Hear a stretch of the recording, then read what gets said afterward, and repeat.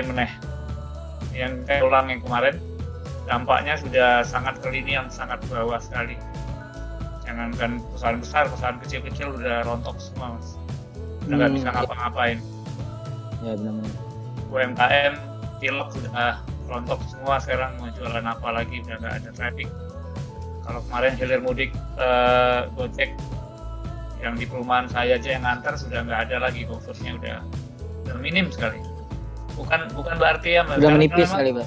Iya, satu daya beli sudah berkurang. Kedua, kekhawatiran orang terhadap dampak ini kan sudah semakin besar karena hari ini semakin meningkat terus kondisi pandemiknya. Jadi wajar sekali. Jadi mereka lebih baik masak sekarang di rumah daripada berkaitan dengan rumah. Ya itu tadi. Mungkin solusi yang tepat adalah tidak ada mungkin. Jadi hari ini pun kalau kita bicara apakah ini solusi, sebenarnya bukan solusi juga. Tapi hari ini kita coba ngobrol sama-sama. Ya kalaupun itu dianggap sebuah alternatif atau inspirasi, ya harapannya semacam itu. Tapi bukan berarti hari ini adalah solusi, Mas. Karena belum pernah terjadi. Dulu iya, waktu dulu tahun 2006, waktu Yogyakarta kena gempa, saya masih karyawannya Pak Bambang 2006 dulu. Ya rasanya wis modal itu. Kan hampir 2 tahun tidak ada penjualan lagi, Mas. 2 tahun Pak ya waktu gempa. Iya, jadi recovery-nya tidak semudah itu. Walaupun Jogja itu gempanya kan lokal, bukan nasional kan, hanya di Jogja dan Bandung. Jogja aja, mungkin Jogja sekitar ya. Iya, tapi efeknya kan sampai kemana-mana. Orang yang sudah beli pun bisa batal, orang yang belum beli tidak beli sama sekali. Apalagi Pak. Iya, jadi kondisinya memang berat. Tapi kalau masa gempa itu dianggap sama dengan sekarang, tidak, karena sekarang hampir semua orang bahkan di seluruh dunia ini sedang mengalami itu. Jadi kalaupun hari ini kita diskusi berkaitan dengan solusi, sebenarnya bukan solusi yang tepat. Tapi kalau kita bicara properti, pastinya ada sesuatu yang bisa kami karena itu tadi, properti itu sangat tergantung politik dan suhu badan. Suhu badan yang saya maksud adalah bencana alam, wabah. Jadi kalau hari ini semua orang masuk di tes suhu badannya panas apa enggak, ya sekarang panas dingin, Mas. Panas dingin. Belum makan soalnya, jadi panas dingin. Dan kita menjadi sendiri karena kondisinya. Wah, ini panas apa enggak ya? Panas apa enggak gitu. Karena kekhawatiran itu sudah masuk ke, sama seperti dulu gempa, goyang sedikit aja dulu waktu kita di Jogja udah stres duluan. Ini kaki, padahal goyangnya itu karena mungkin kecapean, karena kita bergerak terus, bahkan tidur sembarangan juga dulu. Itu kondisinya, Mas. Nah, terus sekarang kita mau ngapain? Itu pertanyaannya kan? Betul, Pak. Kita mau ngapain sekarang?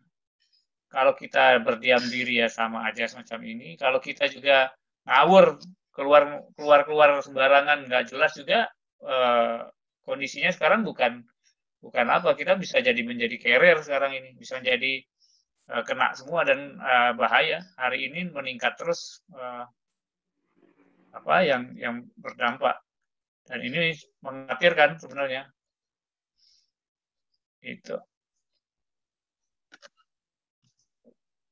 sebenarnya hadir 43. Oke.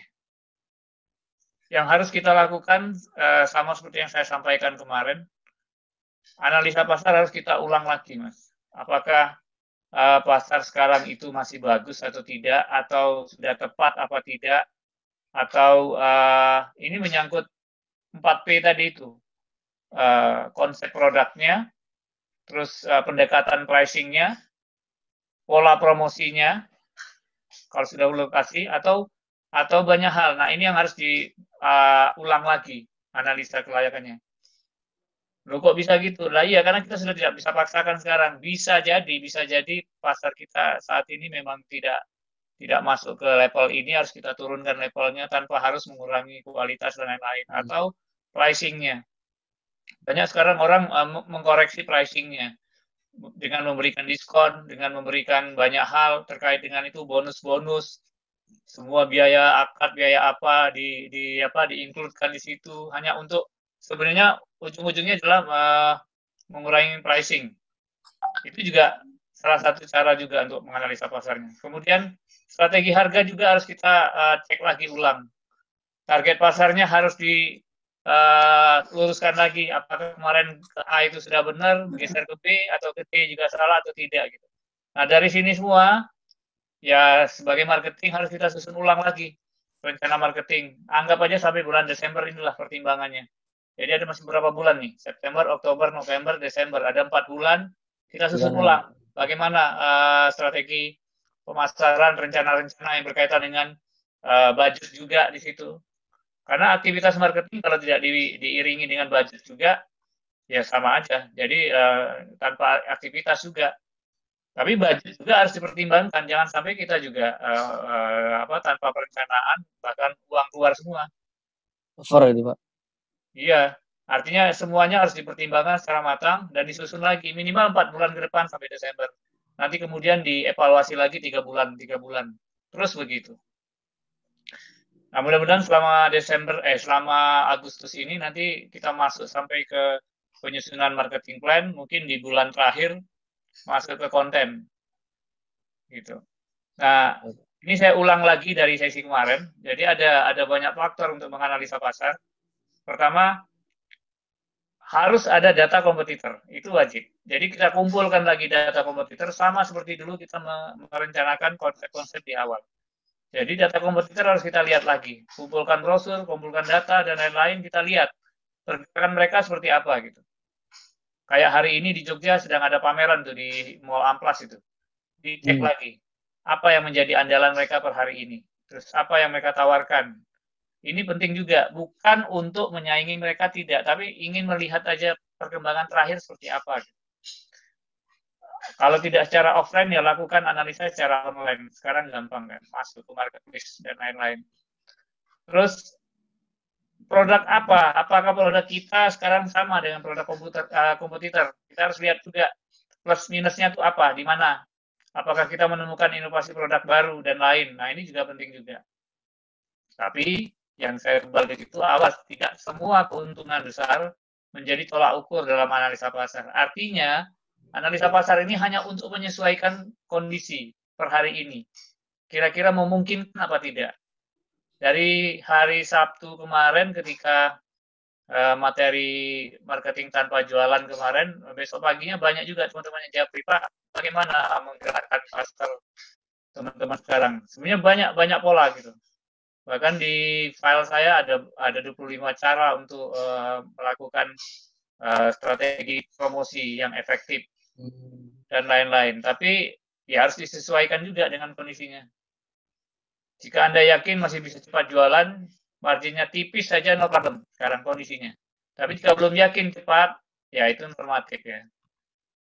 Nah, ini yang saya ulang kemarin. Ini juga matrikulasi berkaitan dengan harga jual dan segmentasi ini masih banyak bingung dan ada yang tidak sepakat sudah. Tapi no problem. Saya hanya coba membuat ilustrasi. Kalau memang produk kita sekarang di harga 200, dan itu kalau pola normal 200 sampai 300 juta ya. Pola normal mungkin kalau kita KPR itu paling tidak angsurannya kan 3 juta tuh per bulan. Angsuran 3 juta per bulan itu sama dengan penghasilan atau pendapatan dia 3 kali lipatnya, anggap aja 9 sampai 10 juta pendapatannya. Nah, itu yang harus kita sasar, harga 200 sampai 300. Tapi hari ini apakah itu masih tepat apa tidak? Karena daya belinya sudah segmen middle, pasarnya memang sudah middle. Nah, sekarang kalau segmennya ini kita naikkan ke atas dengan harga yang middle tadi, tapi sasaran tembaknya kita naik ke atas, artinya bukan lagi penghasilannya 10 juta, mungkin penghasilannya menjadi 15 juta atau 20 juta. Tapi dia bisa mengambil produk yang kita tawarkan sekarang harga 200 sampai 300. Tapi kalau speknya masih sama, dalam artian konsepnya juga masih sama, value-nya tidak ada, itu tidak menarik. Artinya, harga sekarang menjadi sangat sensitif, cuma nanti kita beri value, Mas, dari produk kita. Sekarang kan banyak isu-isu yang berkembang berkaitan dengan rumah sehat, rumah yang bisa mengakomodir dan lain-lain aktivitas. Nah ini yang teman-teman harus riset ulang, sehingga yang saya sebut tadi itu. Jadi segmen low beli rumah medium itu masih agak berat. Tapi kalau segmennya tadi low, high beli rumah yang medium, nah ini masih memungkinkan untuk sini. Ini saya coba bikin matriknya untuk mempermudah. Ini baru ketemu di bulan puasa kemarin, Mas. Hanya untuk memberi gambaran bahwa kalau selama ini kita nembaknya yang middle gitu. Nah sekarang middle ketemu orang yang pendapatannya tinggi gitu, dengan menaikkan value produk itu sendiri. Tidak mudah memang, tapi disitulah kesempatan kita sekarang untuk menganalisa pasar. Siapa tahu dengan inovasi produk yang kita buat sekarang itu menjadi area yang blue ocean, atau area yang mungkin menciptakan produk baru yang pemainnya sedikit, kompetitornya sedikit, tapi itu menjadi solusi buat hari ini. Gitu, Mas. Bahkan kita menciptakan pasar baru dan inovatif. No problem. Mungkin kalau sekarang ada 2 blok perumahan, nah 1 bloknya itu coba di restart ulang dengan konsep-konsep yang kekinian dan mungkin alternatif buat si pembeli. Dulu ada namanya kalau dulu di Saudara Grup itu ada rumah seharga 75 juta. 75 juta dengan spesifikasi C. Bahkan spesifikasinya D gitu. Dengan asumsi bahwa kalau A itu yang sangat ideal, B itu dia ya mungkin plafonnya nggak ada, kalau C itu tanpa plafon, tanpa pintu, tanpa lantai. Spesifikasi D mungkin tanpa sumur mungkin, Mas, dan lain-lain. Nah ini hanya untuk membeli alternatif spek, sehingga daya beli orang yang tadinya sebenarnya ada duitnya itu kita coba bukan harga ya, tapi membeli alternatif harga. Harapannya nanti dia kalau duitnya cukup dalam keadaan normal, dia bisa tingkatkan kualitasnya. Secara tampak dan lain-lain harus tetap juga. Saya pikir itu yang menjadi mungkin menjadi sebuah solusi juga untuk sekarang, daripada hari ini kita jual coupling aja, Mas. Kalau jual coupling, posisi couplingnya itu bisa terzoning dengan baik, no problem, tidak merusak kawasan itu. Tapi kalau couplingnya yang belum terjual bolong-bolong dan kita hari ini menjual coupling, ya malah rusak nanti ke depannya. Jadi kalau memang iya mau jual coupling, cari zoning-zoning yang aman, satu blok mana yang memang dia terzoning dengan baik. Nah ini yang kemarin data kompetitor ditambah analisa produk dan harga, ketemu segmen pasar yang tertarget. Jadi ini penting per hari ini kalau kita berpikir tentang segmentasi, targetnya harus jelas. Karena nembaknya sekarang cukup berat, Mas. Harga-harga mahal. Iklan tidak murah sekarang. Hampir semua orang sekarang bermain di online. Secara offline benar-benar tidak ada. Nah, ketika semua bermain online, otomatis kompetisi iklan di klub sana itu sangat ramai sekali, sangat riuh sekali. Balap-balapan kayak ramai ya.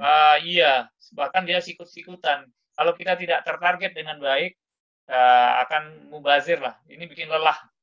Kalau udah lelah nanti stres sendiri nanti. Makanya data kompetitor itu diulang lagi, dilakukan benar, terus analisa ulang tentang produknya, tentang pricingnya gitu. Tembak sesuai dengan target yang kita buat itu. Jadi kalau ngomong tentang iklan digital sekarang, tidak hanya menyangkut FB ad, EG ad, dan lain-lain, harus di restart ulang berkaitan dengan produknya itu. Kalau berkaitan dengan produk, berarti di situ ada konsep dan strategi pricing yang harus kita tekankan. Kalau sekedar ad, ya nggak ada bedanya, dan itu kasihan nanti, karena budgetnya akan keluar, padahal hari ini kita nggak ada pemasukan. Tapi kalau untuk iklan, untuk promosi itu intinya uang keluar semua itu. Nanti ribut malah. Oke, akhirnya kita dapat target yang tertarget dengan baik. Ingat, jangan membunuh seekor lalat dengan pistol. Jika hanya pakai sapu bisa, kenapa tidak susah-susah gitu. Jadi harus benar-benar tertarget, nggak sembarangan lempar iklan, bayar mahal-mahal tapi tidak pernah diarahkan targetnya kemana. Gitu. Jika sudah tahu targetnya siapa, maka dalam melakukan aktivitas marketing menjadi lebih efisien dan ekonomis. Dan ini akan menjadi low cost, high impact. Jadi P pertama, saran saya dari 4P ini, kondisi hari ini harus dianalisa ulang. Terus P kedua terkait dengan harga juga harus disesuaikan. Bukan dikurangi dalam tanda kutip ya, tapi disesuaikan. Yang tadinya spek A, coba ada alternatif spek B dan spek C. Dalam rangka kalau A itu 300, kalau B mungkin sampai 200, kalau C mungkin harganya bisa menjadi 150. Tapi no problem, karena yang kita tembak itu bukan segmen yang harga 150 sebenarnya. Tapi segmen yang harga 300 dengan kekuatan finansial di 150. Itu yang saya maksud dengan matik tadi. Nah ini. Jadi sebenarnya yang kita tembak itu harga 300 jutaan. Tapi karena daya beli sekarang berkurang dan lain-lain, kita coba bikin alternatif harga, alternatif penawaran spek yang harganya akhirnya kita turunkan sehingga harganya menjadi medium atau menjadi low juga di situ. Daya belinya harapannya menjadi bisa tercapai. Bukan semuanya diturunkan menjadi rumah murah semua juga tidak juga. Tetap aja dia rumahnya medium, cuman speknya kita kasih spek yang alternatif. Itu yang saya maksud. Oke, Mas. Oke, Mungkin itu dulu kita diskusi jauh lebih banyak mungkin sebelum tidak lanjutnya gitu, Mas. boleh siap Pak. Ada yang pengen tanya mungkin? Mungkin ini satu, Bu Dini, dia ada yang mau nanya. Mau saya bacakan atau mau di chat aja Pak? Mungkin biar lebih. Boleh. Jika kita mau memecah tanah luas untuk di kapling-kapling, sedangkan kita nggak tahu nih Pak kondisi lokasinya, bagaimana kita tahu kompetitornya? Mohon saran menjual kaplingnya. Gitu, Pak. Gimana? Gak jelas. Ini coba saya buka dulu Bu Dininya biar enak Pak. Sebentar. Bu Dini. Ya. Bu panjang. Jika kita mau memecah tanah luas untuk di kapling-kapling, sedangkan kita tidak tahu kondisi lokasinya, bagaimana kita tahu kompetitornya gitu. Ya harus survei dulu, Mas. Survei ya tetap harus dilakukan. Dalam melakukan survei, pertimbangan pertama adalah pertimbangan pasar dulu. Itu kompetitornya seperti apa. Kedua, pertimbangan teknis. Apakah itu banyak hal yang perlu direkayasa secara teknis apa tidak. Nah, itu dulu. Masa belum tahu lokasinya mau dipecah-pecah. Iya caranya. Lihat dari Google aja. Google itu rapi semua ya. Gitu. Walaupun bisa untuk analisa awal kita lihat dari Google bisa juga karena sekarang kan Google ada Google 3D-nya juga kan. Itu jawabannya Mas. Suaranya pecah-pecah. Pecah ya? Sekarang jelas ya? Agak pecah-pecah sih Pak tadi. Oh, kadang gitu. Lancar, kadang pecah-pecah. Oh ya, mungkin IndiHome Mas ya. Yang disalahkan IndiHome-nya aja. Sama aja kita mau Pak. Di sini juga lumayan. Suara agak kurang bagus. Ganti. Oke. Ini pertanyaan awal mungkin tadi Pak. Ya. Mungkin dari beberapa ibu ada yang mau bertanya tadi soal Pak Kinkin. Karena kan biar lebih enak kita berdiskusi sama-sama belajar mungkin Pak ya. Ya. Monggo. Karena kita sampai jam 12 hari ini, jadi santai sedikit. Kalau ngebut nanti mumet. Ada Mas Agung Broto, ada Pak Bambang Dwi, ada siapa nih? Pak Sato, Pak Gamal, Pak Junaidi, Pak Teddy. Ini banyak yang belum kenal, tapi ada yang sebagian sudah kenal juga. Di Solo aman Pak katanya. Dalam rasa pandemi saat ini dari Pak Boni Eko mengirimkan situasi mungkin di Solo. Tapi via online pastinya kalau gitu di online ramai pasti Pak ya. Lagi Solo setahu saya untuk penjualan kapling banyak. Kalau penjualan sekarang ya rata-rata online Mas. Yang bisa dilakukan. Nah nanti dalam materi di minggu keberapa nanti itu kita bicara tentang konten. Nah itu konten yang terkait dengan bagaimana perang apa ya? Maksudnya perang Perang iklan gambar. di dunia Perang maya gambar itu. itu. Jadi rumusnya tetap dua yang harus di teman-teman harus antisipasi antara gambar dan teks. Kalau di dunia online ini kekuatan dua gambar dan teks ini tidak disupport dengan baik, ya sama, kita tenggelam di lautan yang rusak dengan iklan hari ini. Siapapun bisa iklan, mulai dari iklan cilok sampai dan lain-lain. Nanti kayak Mas Agung Broto itu nanti semua YouTube semua, jadi ya nggak apa-apa juga Mas. Pak Bambang YouTube, siapa YouTube, Mas Agung YouTube, siapa YouTube, no problem. Tunggu tinggal nanti itu dikemas. Karena di frame itu penting juga sekarang. Mungkin tematiknya yang sekarang kan lebih menarik berkaitan dengan on the spot ya, kejadian asli di lapangan gitu. Tapi jangan banyak juga sekarang perkembangan iklan teman-teman karena ini online, hanya bikin YouTube, semuanya bedah rumah semua Mas. Tipikalnya bedah rumah semua, ya no problem juga gitu. Tapi hampir semua marketing mulai dari sales sampai manajernya melakukan hal yang kayak gitu. Itu juga harus diperan. Bisa jadi menggunakan kostum yang konsisten dan lain-lain, sehingga itu menjadi sebuah ciri menurut saya. Ini penting buat teman-teman karena di cloud sana udah terlalu banyak iklannya. Dan semua sekarang berlari ke YouTube, karena YouTube itu dia video konsepnya. Video itu sudah memenuhi dua unsur tadi itu, antara narasi dan visual, ditambah lagi audio. Dan di HP sekarang kan memungkinkan untuk merekayasa gambar dan suara itu menjadi lebih baik. Hanya masalahnya kreatif kontennya yang harus digarap secara menarik juga. Mudah-mudahan di sesi akhir lah. Di sesi akhir nanti kita bagaimana bisa bikin kreatif konten hanya menggunakan HP. Ada yang mau nggak? Angkat. Banyak Pak pasti ini. Oh, masih banyak Pak ini. Saya juga mau, saya juga mau. Ya, ya. Oke, ada yang lain? Pertanyaan? Sampai saat ini pertanyaan belum ada sih Pak. Oke, ini coba saya baca. Saya ikut training high-res building 1 minggu lalu di iya, Bang Pak. Ini saya sekarang mau ikut. Saya bisa ikut anak saya saja yang online 1 tahun. Oh iya, monggo. Nanti ke Mas Fadil untuk kelas 1 tahun ya. Siap, siap Pak. Nanti saya bagikan mungkin kontak person yang bisa dihubungi buat anak saya tahu. Jadi karena sekarang kondisi pandemik, secara fisik kelas kita belum buka, makanya kita coba melakukan aktivitas online ini. Jadi seminggu sudah ada berapa kelas tuh Zoom-nya itu, banyak sekali. Dan ikutin aja nanti pelan-pelan. Memang di Zoom ini materinya bukan sepotong-sepotong, tapi karena cara penyampaian kita karena ini lebar sekali ya. Dan kadang-kadang kita juga di sini tidak tahu kondisi teman-teman di sana, apakah dalam kondisi yang sangat siap apa tidak gitu.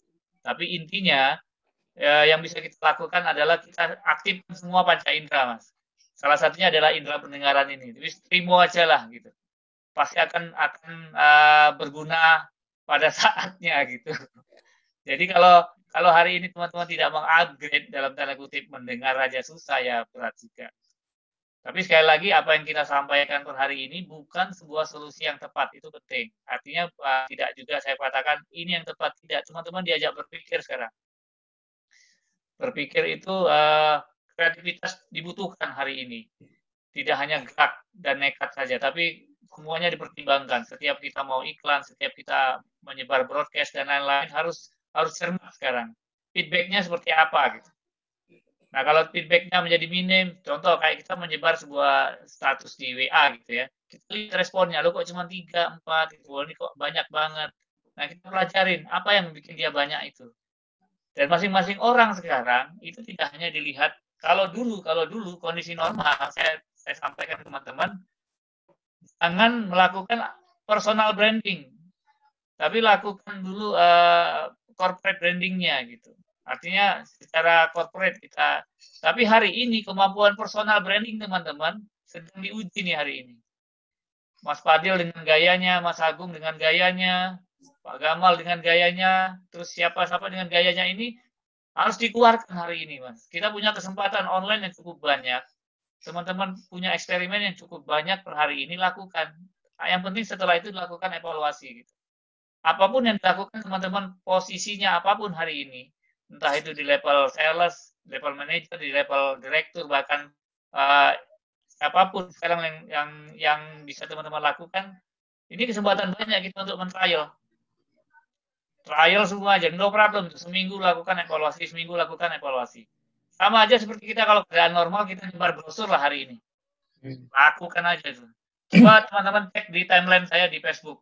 Saya lakukan terus saja sampai saya jualan dimsum, saya jualan tempe, jualan apapun saya lakukan promosi karena di bidang saya adalah di bidang marketing. Saya banyak melakukan eksperimen. Ini bisa nggak dilakukan? Ini berefek nggak? Kalau saya kasih efek gambar bergerak seperti apa ini? Saya lakukan itu kemarin di bulan-bulan pertama, di bulan Maret, bahkan di bulan puasa kemarin. Banyak saya lakukan di timeline itu. Dan hari ini saya mulai sedikit menyimpulkan. Artinya, kalau teman-teman tidak melakukan apa-apa hari ini, hanya menunggu saja, ya sudah. Tenggelam kita hari ini. Lakukan dulu aja. Tapi semuanya tertarget.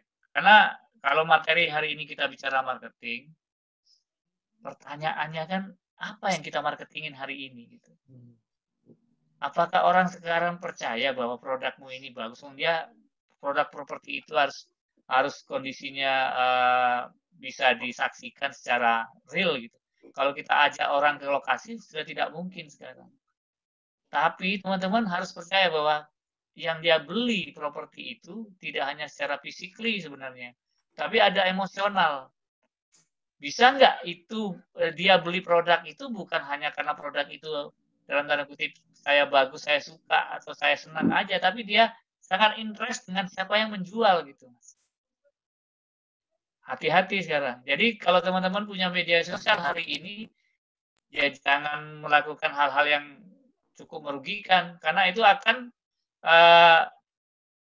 jadi bahan mereka untuk men-tracing teman-teman si penjual. Kalau hari ini saya menjual produk A gitu, yang dia lakukan adalah kalau saya konsumen, saya men-tracing dulu. Oh, Pak Kinkin ini ada nggak di Facebook ya? Dia cari dulu. Dia cari di IG, dia cari dulu, dia konfirmasi dulu. Oh iya dia benar nih jualan ini nih. Oh iya ini nih, oh iya gitu. Makanya hati-hati di media sosial kalau teman-teman mau bikin yang aneh-aneh, bikin akun yang berbeda aja. Tapi kalau hari ini teman-teman melakukan itu untuk sebagai media personal branding, lakukan sendiri dulu. Perbanyak dulu aja. Yang senangnya Mas Awis lakukan aja dulu. Yang penting di gatuk-gatuk, gila itu ilmu gatuk-gatuk itu memungkinkan. Jadi di apa? Ya karena saya konsentrasi di marketing karena berkaitan dengan promosi, bagaimana men-tracing orang, bagaimana saya memaksa orang untuk selalu melihat apa yang saya tampilkan itu kan pekerjaan sendiri, Mas. Ketika tidak responnya sedikit, saya evaluasi apa ini? Oh, mungkin gambarnya tidak interest atau oh tidak update konten itu dengan hari ini. Nah, ini banyak bahasanya. Jadi hari ini personal branding menjadi sebuah keharusan buat teman-teman. Tapi sebenarnya bukan hanya sekarang, kapan-kapan pun, dulu-dulu pun harusnya kalau kita lihat Rasulullah ketika dia berdagang yang dia andalkan adalah kejujuran. Nah, kejujuran itu adalah akunya dia tampilkan bahwa memang aku itu menjual sesuatu yang memang kalau saya jual itu bisa bermanfaat orang lain dan orang itu akan kembali lagi beli ke aku. Nah, kalau aku sudah tidak jujur hari ini, keakuannya sudah tidak diakui lagi, karena aku tidak jujur, personal brandingnya hancur.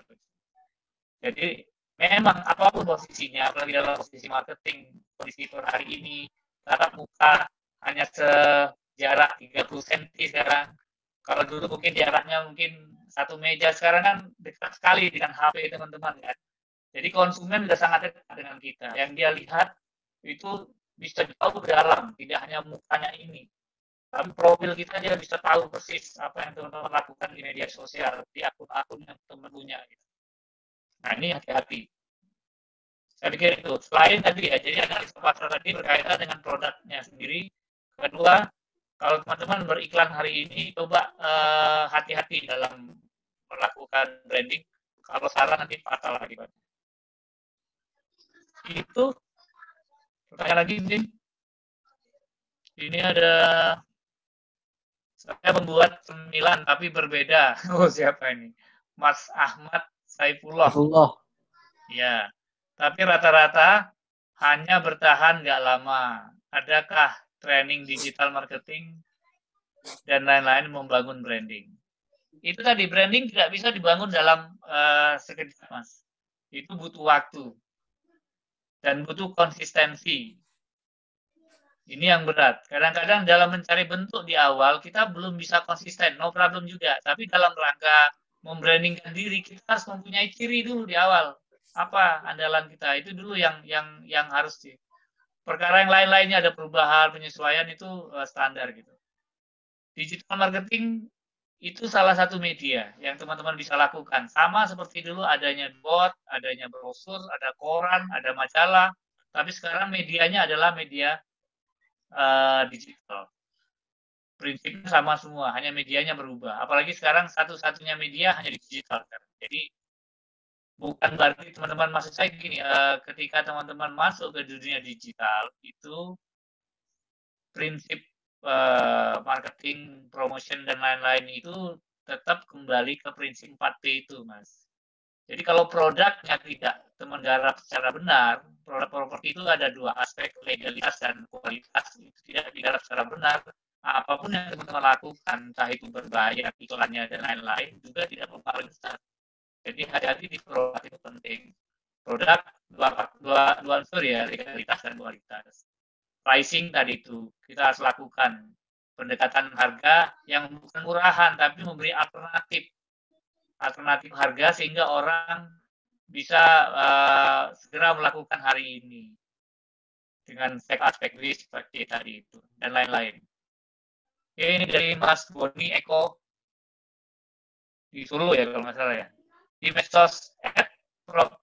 medsos @property udah padat sekali, setiap 2-3 kali proses sudah tersusup. Iya, Mas. Hukum iklan di online itu adalah hukum dominasi. Siapa yang mendominasi, itulah dia yang menang. Makanya kalau teman-teman hanya banyak-banyakan iklan, takutnya lelah. Karena kalau kita hari ini hanya 10 saja, yang lain bermainnya 20, Mas. Hari ini kita bermain 20, yang lain bermainnya 100. Hari ini iklan hanya 100.000, yang lain bermainnya udah 1 juta per hari. Jadi prinsipnya bukan karena memang hukumnya adalah hukum banyak-banyakan, hukum dominasi. Ya kalau teman-teman siap, sanggup dan di budgetingnya cukup, ya silakan. Tapi kalau saya sih tidak mengandalkan itu, saya mengandalkan konten. Apapun yang kita tampilkan itu, kalau hari ini konten tidak menarik yang berkaitan dengan kualitas gambar dan kualitas teks ya, kalau di video sekarang berarti kualitas audio visualnya bagus, ya itu yang menjadi faktor. Sekarang alat audio banyak tuh kalau lihat di Shopee itu. Sekarang ada orang pakai podcast gitu, dia mengandalkan audio sekarang podcast itu. Nah, seperti yang dilakukan Deddy Corbuzier dalam podcastnya itu sebenarnya itu mengandalkan audio, sama seperti orang berbicara ngobrol di radio itu. Karena sekarang orang YouTube lama-lama, karena podcast itu kan bisa berjam-jam. Kalau dilihat itu ya ngomong juga, Mas. Tapi HP-nya bisa ditaruh meja, suaranya dengan mendengar suara aja dia bisa melakukan aktivitas seperti biasa. Nah ini berarti dia membutuhkan alat rekam yang maksimal. Ya itu dilihat. Kalau di IG teman-teman harus gambar yang kuat. Kalau nggak kuat di gambar ya ketinggalan. Kalau di FB ya mungkin kekuatan narasi dan gambar kombinasi itu juga harus kuat juga. Jadi tidak selalu pertimbangannya adalah budget. Ini pertanyaan lagi ada FB, Pak Kinkin, apa kabar? Kabar baik. Barangkali bisa cara jualan FB apa? Apa maksudnya ini? FB Pak Kinkin apa? Oh, barangkali bisa cara jualannya. Ini Facebook, Pak. Ya, Kinkin promo plus nanti lihat. Ini Pak Faris, produk dan brand duluan mana gitu. Sekarang saya mau tanya, duluan mana antara produk dan brand? Sekarang lahir duluan mana? Duluan cari nama anaknya, apa anaknya lahir dulu baru cari nama? Rata-rata nama dulu, Pak. Nama dulu ya? Iya. Anaknya belum lahir sudah ada namanya. Ada namanya ya? Sudah siap. Artinya apa itu? Branding dulu, Pak. Artinya dia ada harapan di produk tersebut kan. Harapannya anakku lahir nanti akan saya beri nama siapa misalnya Fadil. Ya. Kenapa saya Fadil? Dia karena sebelumnya udah buka Google bahwa Fadil itu artinya A B C D E. Nah, itu kan harapan kan dia. Betul, Pak. Jadi maksudnya ketika teman-teman melahirkan sebuah produk, teman-teman harus sudah punya konsep bahwa rumah saya itu minimalis tropikanan misalnya gitu. Jadi sudah ada bayangan produknya seperti apa, konsepnya seperti apa, muncullah nama. Sehingga nama antara nama dan produk itu nyambung. Nyambung. Jangan namanya kemana, produknya kemana. Itu nggak nyambung. Jadi percuma teman-teman melakukan branding kalau itu nggak pernah nyambung. Gitu. Contoh kayak ini Mas Taufana kayaknya di Yogyakarta nih kayaknya. Ya Pak, betul tadi Pak Herdi sempat mampir ke sini. Ya, itu kan di Jatinangor itu kan dia di puncak tuh.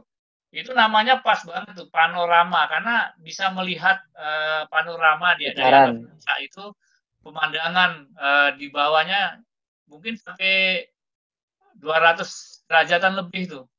Kalau 360 enggak lah gitu. Nah ini pas namanya antara panorama dengan konsep eco-living-nya, dengan nama dan dengan tempatnya itu nyambung. Jadi kalau ditanya produk dulu atau nama dulu, ya bisa dua-duanya. Kalau teman-teman ngambil produknya take over, cocoknya ini ya namanya disesuaikan. Harapannya gitu, Mas. Jadi bisa. Tapi saran saya kalau ini produk properti itu kan ada step di awal itu yang disebut dengan perencanaan itu ketika tanah kita pengen eksekusi kan ada bayangan bahwa akan cocoknya produk apa kan gitu. Nah disitulah konsep produk sudah masuk duluan, termasuk saya mau branding ini seperti apa. Itu. Terus ada pertanyaan lagi. Pak Ahmad Saifullah. Pak Ahmad Saifullah ini cukup panjang nanya, saya buka aja mungkin. Pak Ahmad Saifullah bisa chat mungkin dengan Pak Kinkin untuk menanyakan pertanyaannya ini. Monggo dibuka aja Mas. Pak Ahmad Saifullah. Halo, ya halo. Iya Pak, monggo bisa pertanyaannya bisa disampaikan ke Kinkin. Enggak, untuk masalah yang tadi, yang masalah hukum dominasi tadi. Ya, apa Mas? Dengeran nggak? Kurang banter. Kurang ini Pak, ya kurang kencang Pak. Suaranya kurang. Ya dekatkan ke mic-nya mungkin Pak. Halo, Assalamualaikum. Kedengeran nggak? Belum ya, sebentar Kak kajian itu sebentar Pak ya. Ya. Headset jadi. Handphonenya kurang gede Mas handphonenya. Tapi headset. Ini di IG juga ada ini Pak Marianto Putra. Suara jelas gabung terang. Halo, ya, monggo Mas. Kedengeran? Jelas Pak? Ya, kedengeran ya. Oke Pak, baik. Untuk yang masalah dominasi tadi Pak, gitu. Masalah? Hukum dominasi. Oke, dominasi, oke. Nah, yang di online kan yang mendominasi siapa yang mendominasi siapa yang menang kan ya. Ya. Baik. Yang saya tanyakan di sini, ketika kita masuk ke satu kotak ya kan, nah tapi itu kita kategori itu kotak sudah masuk di red zone. Katakanlah sudah umum lah. Kita umum pembeda. Nah, kita mau membuat pembeda tersebut, sebenarnya kita awalnya karena kita baru memulai, itu kan kita masih belum tahu cara mencari perbedaannya nanti gimana, ya. Kita mau mencoba terjun dulu, gambarannya seperti apa lah. Mungkin saya saja langsung, misalnya punya produk namanya susu kedelai kan Mbak ya. Gitu. Itu yang jual. Nah, cara membedakan produk tersebut dengan produk yang lain itu kan seperti apa Pak? Dan ini membuat itu mendominasi seperti apa juga. Ya. Itu aja sih Pak pertanyaan saya gitu. Oke Mas. Jadi ketika produk kita ini adalah produk umum, ini Mas Saiful mengibaratkan susu kedelai kan banyak banget di pasaran. Bahkan kalau kita masuk ke Indomaret kan banyak banget Mas pilihannya. Ya enggak? Ya. Pilihannya mulai dari soya atau apa itu dan lain-lain banyak banget. Kalau itu bicara tentang produknya, sama orang jual rumah juga di OLX itu rumah semua juga banyak juga, Wih, Mas. banyak banget memang. Banyak juga. Nah, di sini mulai konsep produk masuk. Artinya kita itu dari awal, selain tadi menyangkut masalah polaan produknya apa, nama apa, terus sasaran tembak kita tuh mau ke siapa ini, Mas? Susu Oke, kedelai katakanlah ini, susu kedelai yang mau dibuat Mas Saiful ini mau didisplay ke Indomaret atau di mana? Itu pertanyaannya. ya, Artinya mau ditembak kemana, mau disasar kemana, Mas? Jadi segmennya itu. Kalau mau ditembak ke Indomaret, fokus saja ke produk Indomaret itu apa aja yang berkaitan dengan susu kedelai. Caranya adalah tiru. Kalau di sana warna kuning ya kuning semua. Kalau itu warna hijau hijau semua, no problem gitu. Hanya di sana susu plus jahe plus madu. Nah, Mas Anu, Mas bukan bermain di itu kan dari sisi produknya turun sedikit. Kalau di sana harganya 300, ini harganya 250. Jadi jelas. Tapi kalau ini masih mainnya di pasar, kemasannya masih plastikan, terus Mas Saiful pakai kemasan botol, itu langsung menang di situ, Mas. oh, Paham berarti kalau maksudnya? kita, oke, ini saya boleh menyimpulkan Pak ya. Ya, Berarti gini, kalau kita misal itu kita jualnya di angka, misalkan di Indomaret itu 2.500 rata-rata kan ya, ya, 2.500. Kita untuk memberikan serangan pertama untuk orang mengenai terlebih dahulu, kita turunkan harga terlebih dahulu. ya. Jadi kasusnya kayak gini, Mas, kayak Indomie, Super Indomie ya, Indomie ketika Oke, dulu masuk mie sedap. Mustad ya. Ya, caranya masuk mie sedap bukan mendominasi dia, tapi dia merubah taste-nya yang lidah kita sudah terbiasa dengan taste Indomie. Dia Ya. menawarkan ada rasa lain di mie sedap itu. Dia tidak merebut sampai dengan banyak persen, enggak, hanya 5% yang dia rebut pasar. Tapi waktu saat itu Indomie juga kelalapan juga ada 5% pasar. Maksud saya tidak harus dari sisi itunya, Mas. Karena kalau Mas Saiful hanya bermainnya meniru untuk sama saja secara kemasan ya. Nah, ini kebenaran ada mainan anak saya nih. Ya, Kelihatan nggak? kelihatan Pak. Nah, kalau sama saja belum mampu, jangan Mas. Sama itu mulai dari desain, mulai dari rasa, mulai dari apa namanya tampilan dan lain-lain belum bisa menyaingi, jangan bermain di situ. Paham? Paham, paham. Kata Pak Bambang kalau mau main tuh cari lawan yang lebih rendah lah gitu. Jadi kalau belum sanggup main di ibu Oh, kota, main di daerah aja dulu. iya ya paham. Maksudnya jadi kalau kita mau membuat kita kan itu produk yang tadi itu lebih nggak bisa katakanlah rasanya nggak bisa lebih enak ataupun minimal sama, Iya. kita nggak boleh lah terjun situ gitu. Jangan Mas, itu bunuh diri itu. Siap, siap, siap. Jadi carilah segmen yang memang di bawahnya kita yang kita cari. Jadi kita walaupun nggak sama tapi secara gambar, secara apa sama. Seperti es krim ice dengan kekuatan Campina dengan Walls muncul ice kan. Ya. Nah, tapi Ice paham dia bahwa dengan coloring birunya, dia tidak akan bisa menyaingi coloring yang ada di Campina dan di Walls. Tapi dia mainkan di harga di situ. Sehingga Karena dia tapi rasanya juga hampir sama lah katakanlah gitu. iya, dia sudah paham benar bahwa saya harus berperang dengan itu di tempat yang sama di Indomaret dengan kulkas yang sama juga besarnya itu. Tapi saya hantam di harga. Oke, berarti Jadi, gini Pak. Berarti okay. kalau saya nggak bisa membuat satu produk susu kedelai untuk menyaingi soya, berarti saya mending bermain di area pasar-pasar dengan konsep yang lebih baru. Enggak entah kita otomatis baik atau kita bukakan dengan yang lebih mewah gitu kan.